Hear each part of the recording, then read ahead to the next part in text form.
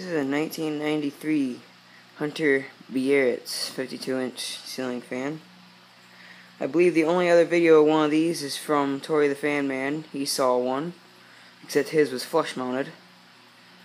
This fan does not have the right bracket on it, as you can see by the canopy hanging down up there. It's using the bracket from some crappy ceiling fan.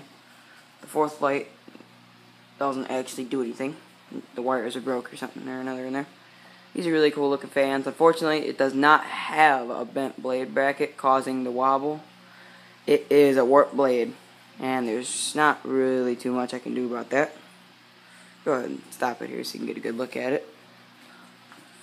For some reason I keep having to tighten up the blades on this thing like every 3 days. They keep coming loose. When I first got here, this is my dad's trailer. When I first got here, this fan shook really bad.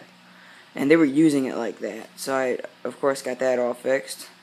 Now it just barely shakes. I just gotta take off one blade and get it unwarped, and I bet you she'll be good to go for a while yet. So it's a pretty neat fan. Hopefully I'll have some more fan videos coming up soon. I'm in Tennessee now instead of Michigan.